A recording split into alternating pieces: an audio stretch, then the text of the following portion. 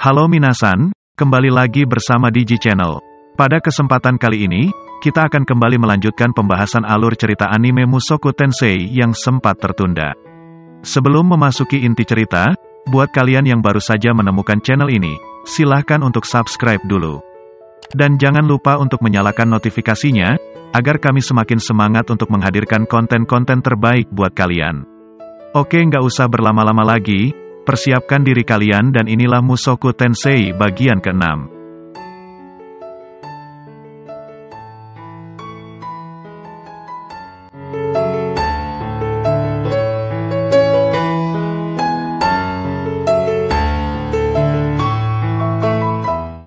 Saat itu, hujan deras sedang turun membasahi hutan, tempat Rudeus dan kawan-kawan berada. Di hutan ini, Eris terlihat sedang menunjukkan keahlian ilmu berpedangnya pada anak-anak. Sementara itu, Ruijerd sedang berjalan-jalan tanpa tujuan yang jelas. Rudeus sendiri tengah sibuk untuk membuat action figure yang agak mirip dengan Ruijerd. Namun Gis nampaknya dipenjara kembali setelah insiden kemarin bersama dengan Garus si penyelundup. Semuanya pun terlihat sedang berkumpul dan menikmati makan malam bersama di rumah kepala suku. Eris pun sibuk mengajarkan sebuah bahasa khusus pada anak-anak suku Doldia. Di sini diketahui, kalau anak-anak tersebut bernama Minitona dan Tersena. Rudeus yang mengamati kegiatan baru Eris tersebut nampak begitu bangga dan senang. Waktu itu, Gies yang merupakan ayah dari Minitona, memerintahkan anaknya tersebut untuk pulang dan beristirahat di rumah. Gies sangat berterima kasih pada Eris, karena telah berteman dengan anaknya. Gies agaknya menyadari, kalau Eris tengah mengenakan sebuah cincin penanda dari suku Doldia. Dia pun spontan bertanya pada Eris, di mana dia mendapatkan cincin tersebut. Dengan bangga Eris menjawab, kalau dia mendapatkan cincin ini dari seorang ksatria bernama Gilain. Lebih tepatnya lagi, dia mendapatkannya ketika dirinya sedang berulang tahun yang ke-10. Mendengar nama Gilain, membuat raut muka Gies dan kepala suku berubah seketika menjadi lebih serius. Gies sungguh tidak menyangka, kalau ternyata Gilain masih hidup. Sebelum mendengar kabar ini, Gies mengira kalau Gilain telah mati di suatu tempat antah berantah.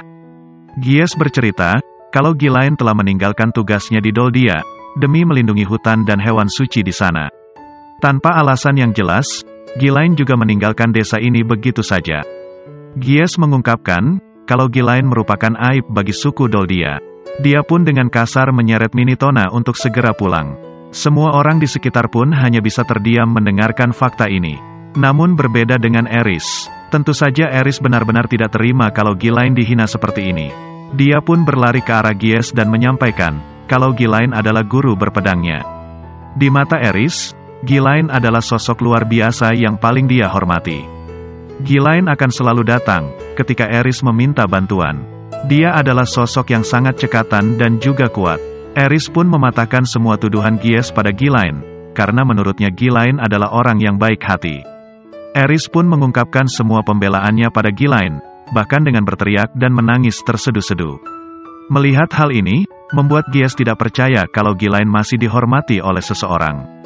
Rudeus pun mencoba menenangkan Eris yang masih menangis. Dia juga berkata, sepertinya Gilain yang mereka kenal dan yang suku Doldia kenal sepertinya adalah sosok yang berbeda. Sesaat kemudian Gies bertanya pada Rudeus, apakah benar kalau Gilain adalah orang yang sangat mengagumkan? Rudeus pun menjawab, bahwa hingga saat ini dia sangat menghormatinya. Keesokan harinya, cuaca masih hujan dan terlihat kurang bersahabat. Saat itu, Tona dan Sena terlihat tengah menghampiri Eris. Dengan polosnya Tona mengungkapkan, kalau dirinya ingin tahu lebih banyak tentang bibi Gilain. Tona pun menjelaskan, kalau Gilain sebenarnya adalah adik dari bapaknya, yang tidak lain adalah Gies. Tentu saja Eris agak terperanjat mendengar penjelasan Tona. Tanpa basa-basi, Eris pun menceritakan semua hal mendetail tentang Gilain. Berbeda dengan Eris, Gies mengatakan pada Tona, agar dia tidak menjadi seperti Gilain. Gies juga meminta, agar Tona tidak hanya melatih pedangnya, tetapi juga mempertajam pikirannya. Tona pun meminta Eris, untuk mengajarinya cara berpedang yang benar seperti bibi Gilain. Di tengah hujan, mereka berdua pun berlatih pedang. Sementara itu, Sena hanya melihat dan menyemangati Tona dari kejauhan. Rudeus dan Gies nampaknya juga melihat Eris dan Tona tengah sibuk berlatih pedang. Sampai detik ini, Gies masih tidak percaya kalau Ghislaine adalah guru Eris. Rudeus mengatakan kalau Ghislaine sebenarnya adalah sang raja pedang. Ghislaine sendiri juga menjadi murid Rudeus dalam belajar teknik sihir. Gies pun tertawa ketika mendengar penjelasan Rudeus, yang menurutnya seperti sebuah lelucon. Namun Rudeus berkata jujur apa adanya. Ghislaine saat ini bisa membaca, menulis dan bahkan berhitung. Tentu saja hal ini terjadi karena Ghislaine terus belajar, dan seiring berjalannya waktu setiap orang pasti akan berubah. Eris dan Tona masih terlihat bersemangat dan begitu menikmati waktu berlatih pedang. Mereka berdua pun akhirnya menyudahi waktu latihan pedangnya dan beristirahat. Ketika sedang makan, Eris menyampaikan kalau Tona telah banyak berkembang dalam waktu 3 bulan ini. Sementara itu Sena menyampaikan kalau musim hujan akan segera berakhir. Eris pun sangat senang mendengar kabar ini. Dengan berhentinya hujan, maka dia dan partinya bisa melanjutkan perjalanan ke kota selanjutnya. Sayangnya, kabar ini membuat Tona sedih dan menangis. Sesaat kemudian, Sena meminta bantuan Rudeus, karena tiba-tiba saja Tona menjadi marah karena menginginkan Eris menetap selamanya di desa ini. Eris dan Tona pun terlihat saling beradu pukulan. Untungnya Rudeus dan Gies segera datang, untuk memisahkan mereka berdua. Pada malam harinya, Gies menguak fakta sebenarnya tentang Ghislaine kepada Tona. Ghislaine sebenarnya tidak memiliki bakat untuk menjadi ahli pedang. Dia bahkan tidak pernah belajar dengan benar, apalagi berlatih pedang. Ketika sedang marah, Ghislaine nampak seperti monster berandalan, yang akan merusak semua benda di dekatnya. Gies sendiri begitu lega, ketika ada seorang pengembara ahli pedang yang membawa Ghislaine pergi dari desa. Lebih tepatnya lega karena dia tidak akan disamakan dengan sosok adiknya yang gagal. Gies pun tiba-tiba bersedih, karena sebenarnya itu adalah tugasnya sebagai seorang kakak untuk membantunya. Saat ini Gies begitu menyesali sikapnya. Sepertinya semua sudah terlambat, Gies pun menjadi ragu apakah Ghislaine mau kembali ke tempat ini. Setelah itu, Tona kembali mendatangi Eris untuk meminta maaf karena keegoisannya. Mereka berdua pun akhirnya bisa berbaikan. Esoknya sebelum pergi meninggalkan desa, Gies meminta Eris untuk berlatih tanding dengannya. Gies ingin agar Eris menunjukkan ilmu berpedang yang diajarkan oleh Ghislaine kepadanya. Di tempat lapang, mereka berdua pun mulai melakukan pertandingan. Sayangnya, hanya dalam 1 kali serangan saja pertarungan langsung berakhir begitu saja. Rudeus yang menyaksikan pertarungan ini tidak paham dan tidak mengerti sama sekali, mengapa hal seru ini berakhir dengan sangat cepat. Dead End pun berpamitan untuk meninggalkan desa, dan melanjutkan perjalanan mereka kembali. Baru sebentar memulai perjalanan, tiba-tiba Gies muncul dan menumpang pada Rudeus. Gies bercerita kalau dirinya telah berhasil kabur dari dalam penjara. Perjalanan pun terus berlanjut ke negara Milis. Ibu kota negara suci Milis yang bernama Milesian pun mulai terlihat. Saat itulah, Gies memutuskan untuk memisahkan diri dari rombongan Rudeus. Pada akhirnya, Dead End pun tiba di kota Milis. Malamnya di penginapan, Dead End membuka sebuah rapat koordinasi penting yang pertama. Sudah 1,5 tahun berlalu sejak terlempar di benua iblis, dan mereka pun pada akhirnya bisa mencapai wilayah manusia. Semuanya akan tetap pada tujuan awalnya, yaitu pergi ke Asura. Rudeus berencana untuk mengumpulkan banyak uang untuk memperlancar perjalanannya. Dalam sekali jalan, dia juga ingin memulihkan reputasi suku Sapelk. Rudeus akan menjual action figure Ruijerd dan memproduksinya secara massal. Dia menyarankan pada teman-temannya agar besok libur. Dia hanya ingin menulis surat pada keluarganya, dan mengabarkan bahwa dirinya masih baik-baik saja. Pada paginya saat akan menulis surat, Rudeus menyaksikan terjadinya sebuah penculikan. Sebenarnya Rudeus tidak mau berurusan dengan hal seperti ini, namun apa boleh buat. Salah satu aturan dalam party Dead End adalah jangan pernah mengabaikan anak kecil. Dead End adalah pembela kebenaran. Dengan demikian, sedikit demi sedikit dia bisa membersihkan nama suku Sapelk. Rudeus bergegas mengejar si penculik tersebut, hingga ke tempat persembunyiannya. Dia pun berpikir keras tentang bagaimana cara menolong anak itu. Dikarenakan dirinya tidak mengetahui jumlah dan kekuatan musuh, Rudeus pun memutuskan untuk bersembunyi dan mengawasi mereka dahulu. Saat itulah, entah mengapa tiba-tiba salah satu penculik tahu keberadaan Rudeus. Rudeus akhirnya terpaksa muncul, namun dia berhasil menutupi wajahnya. Rudeus memperkenalkan dirinya yang bernama Ruijerd dari Dead End. Dia pun mulai menyerang para penculik tersebut dengan teknik sihirnya. Ketika Rudeus akan menyelamatkan Sandra, sayangnya bocah tersebut nampak ketakutan. Tak berselang lama, teman-teman para penculik pun berdatangan. Kemudian, salah seorang wanita dari kelompok pencuri pun menyerang Rudeus. Sementara yang lainnya, mengeluarkan sihir water ball dari belakang. Untungnya, Rudeus bisa menghindari dan menghentikan semua serangan para penculik dengan mudah. Sesaat kemudian, si ketua penculik pun datang dengan sempoyongan karena mabuk. Dia pun mulai menyerang Rudeus, namun Rudeus membalasnya dengan teknik sihir lumpur, hingga membuat si ketua jatuh karena kakinya terjebak. Walaupun jatuh, si ketua berusaha bangkit kembali dan berlari untuk menghajar Rudeus. Rudeus pun mengeluarkan sebuah dinding sihir yang cukup tebal untuk menghalangi si ketua. Namun si ketua dengan mudah menebas dinding tersebut. Ketika si ketua hendak menebaskan pedangnya kembali, dengan mata sihirnya, Rudeus mengetahui pergerakannya dan sigap menghindari. Sayangnya, ketika menghindari tebasan barusan, penutup wajah Rudeus tanpa sengaja terlepas. Rudeus pun dengan cekatan berusaha untuk menutupi wajahnya walaupun hanya dengan tangannya. Anehnya, si ketua malah menjatuhkan pedangnya ke tanah. Dia sangat terkejut dan setelahnya memanggil nama Rudy pada Rudeus. Tentu saja Rudeus sangat terkejut, karena di dunia ini hanya ada satu pria yang memanggilnya dengan nama tersebut.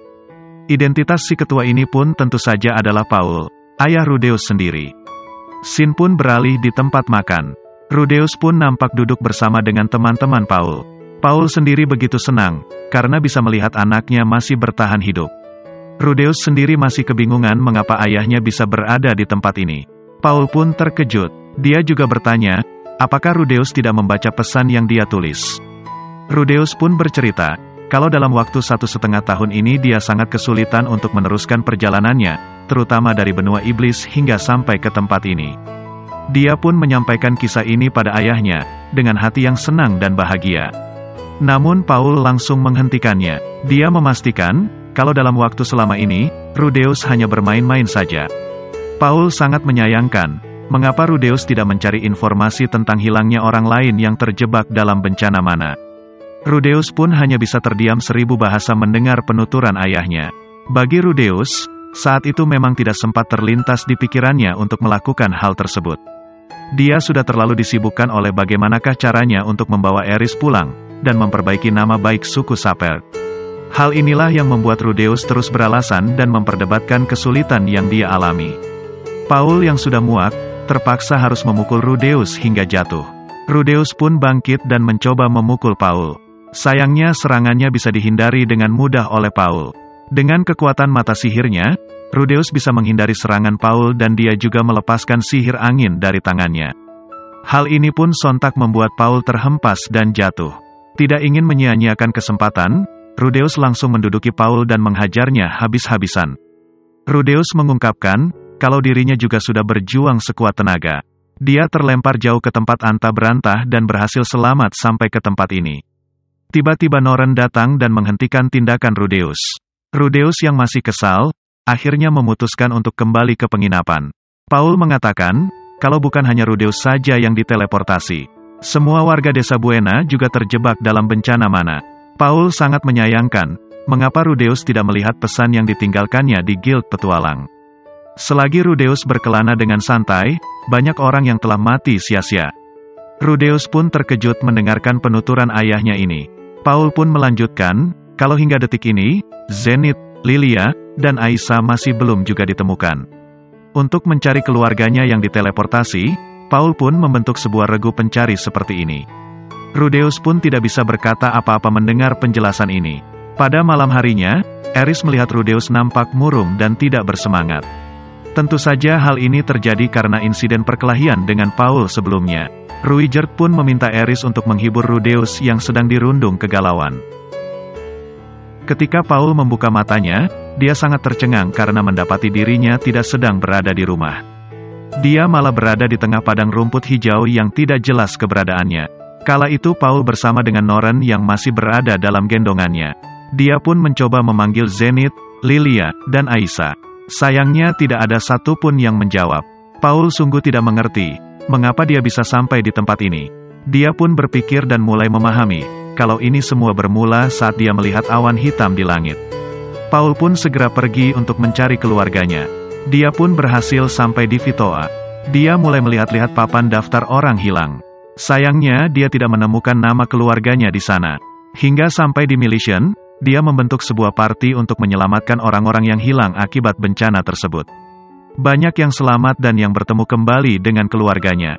Tentu saja hal ini tidak membuatnya menyerah untuk menemukan keluarganya.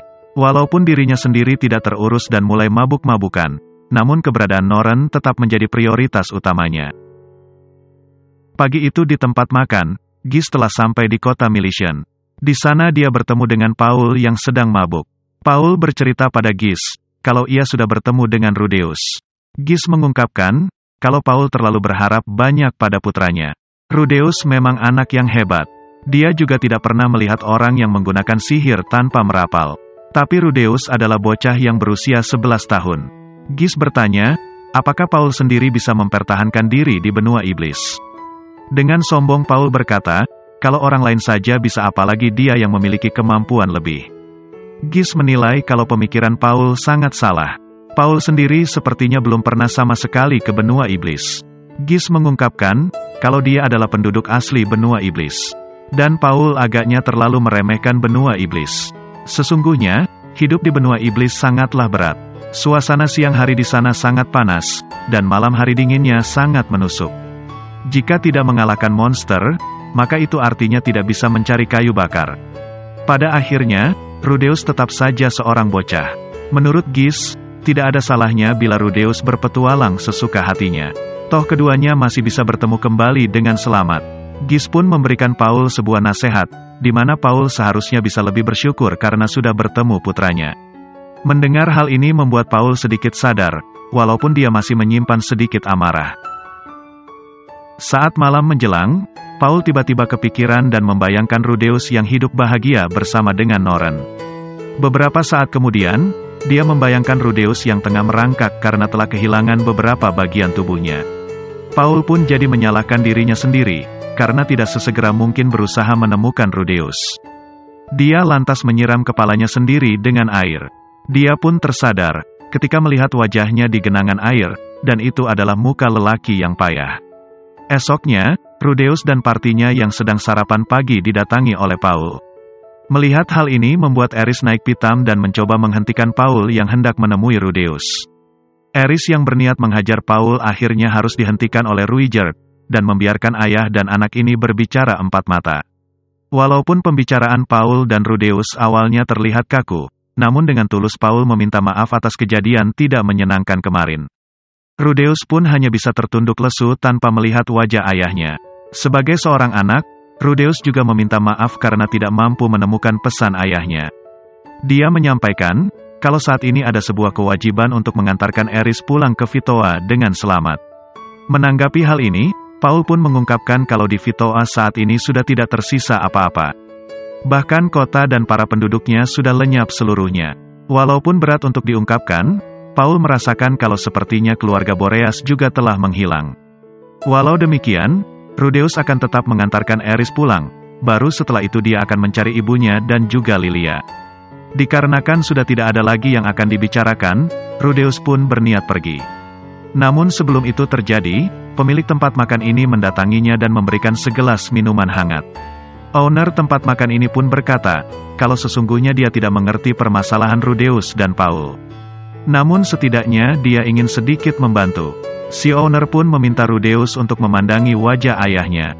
Dan disitulah, terlihat wajah Paul yang dipenuhi dengan kesedihan serta penyesalan. Hal ini pun mengingatkan Rudeus akan masa lalunya, di mana dia sedang bermain game bersama temannya di kamar. Teman Rudeus mengatakan, kalau sangat asyik bisa bermain game seharian penuh seperti ini dan mengurung diri di dalam kamar. Mendengar hal tersebut membuat Rudeus agak marah. Bagaimanapun juga, temannya ini tidak mengalami hal buruk yang selama ini diterima Rudeus. Tentu saja Rudeus adalah korban pembulian teman-temannya, dan hal ini menimbulkan rasa trauma yang berat di hidupnya. Untungnya, temannya satu ini memiliki cara tersendiri untuk menghibur Rudeus. Rudeus pun berencana, bila temannya ini datang kembali, maka dia akan meminta maaf. Sayangnya, temannya ini tidak pernah datang kembali. Rudeus sendiri tidak berinisiatif untuk keluar dan menemuinya. Waktu itu hatinya dipenuhi oleh rasa angkuh dan egois. Namun berbeda dengan Paul yang datang kembali, Paul dengan sikap kesatrianya telah datang menemuinya dan tulus meminta maaf. Keadaan ini pun memaksa Rudeus untuk lebih bersikap dewasa dengan melupakan kejadian buruk kemarin. Dia ingin agar ayahnya juga melupakan kejadian tersebut dan menganggap mereka berdua tidak pernah bertengkar. Dalam momen ayah dan anak yang telah lama berpisah ini, Rudeus meminta Paul untuk membentangkan tangannya. Sesaat kemudian, Rudeus pun memeluk Paul dengan begitu erat. Suasana pun tiba-tiba berubah menjadi mengharukan. Paul tidak kuasa membendung air matanya, dan kembali meminta maaf pada anaknya hingga terisak-isak. Setelah kejadian tersebut, Rudeus dan Paul kembali ke penginapan. Mereka berdua pun kembali akrab dan bercengkrama serta diselingi dengan gurauan. Rudeus juga mengabarkan pada Eris dan Ruiger, kalau dia dan ayahnya saat ini sudah berbaikan. Disinilah Rudeus membuka rapat tim yang kedua, di mana ayahnya memberikan kontribusi berupa uang dan juga surat pengantar perjalanan. Dengan ini, Rudeus dan partinya tidak akan mengalami masalah saat akan berlayar dan menyeberang dari benua Milis ke pusat benua. Saat ini, Rudeus juga memiliki kewajiban untuk menemukan keluarganya yang masih belum ditemukan. Di hari selanjutnya, Rudeus berpamitan pada Paul dan Noren untuk melanjutkan perjalanan. Anehnya, Noren tidak mau memberikan salam perpisahan pada kakaknya ini. Namun sebelum berpisah, Rudeus memberinya sebuah action figure Ruiger buatannya pada Noren.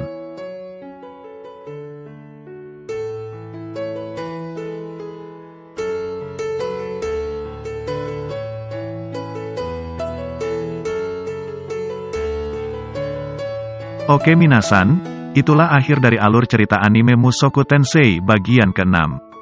Semoga konten sederhana ini bisa menghibur kalian semuanya. Kritik dan saran akan selalu kami tunggu demi kebaikan channel ini. Bantu kami untuk terus mengembangkan channel ini, dengan klik tombol like, komen dan subscribe. Apabila info dari channel ini bermanfaat, silakan kalian bagikan kepada teman-teman kalian.